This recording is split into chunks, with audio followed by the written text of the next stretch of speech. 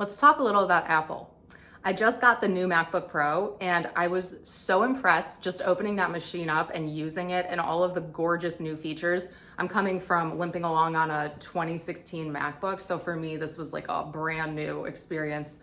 Similar to the fact that I am filming this video on an iPhone 12 Pro in 4K with a front-facing camera. So for the cost of this phone, we can argue that inflation's a concern, but then again, is it really? Because the amount of money you're paying to have everything you can do on one device, the iPhone, camera, calendar, alarm clock, videos. We used to have to go to Radio Shack, like that meme, that ad that's been going around, which is, it's like the, I think late 80s Radio Shack one pager where they're saying, here's, you can buy your alarm clock, you can buy your big brick phone, you can buy your VCR, you can buy your Walkman, these all $59.99. You add it up, it's a few $1,000s to get everything on the page. This phone has it all in one. It's this big, it's about $1,000. I'm not worried about inflation if you think of it that way. Like, life is getting better and easier and more convenient. We are probably collectively getting dumber, which is odd considering we have all the information in the world at our fingertips. We don't have to walk to the library anymore. Back to Apple. Here's my takeaway as I'm opening this beautiful MacBook Pro and loving it and just feeling so productive with all these features.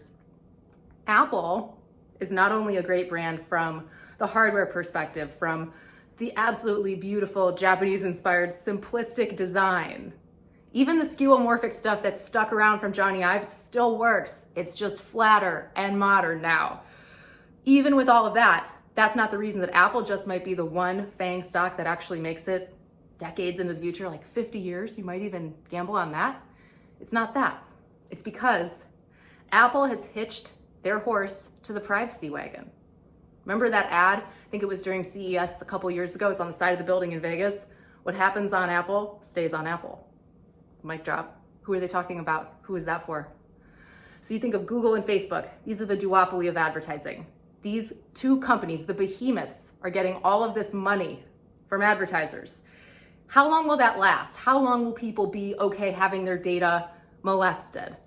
iPhone users, people who can afford iOS, which is this symbol of sexual appeal, basically.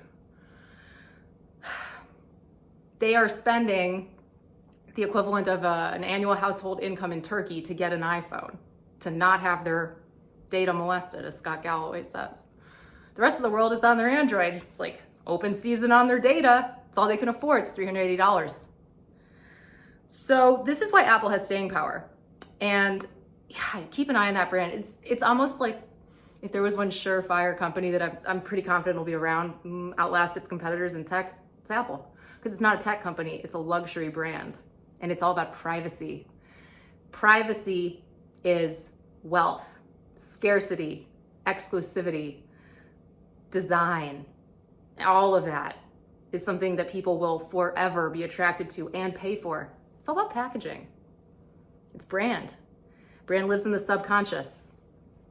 All of these negative things that have been happening with the tech companies, we will hit a breaking point where your subconscious is so distrustful, turned off, disgusted at this ask forgiveness, not permission ethos of definitely Facebook, but even Google, even some of the others.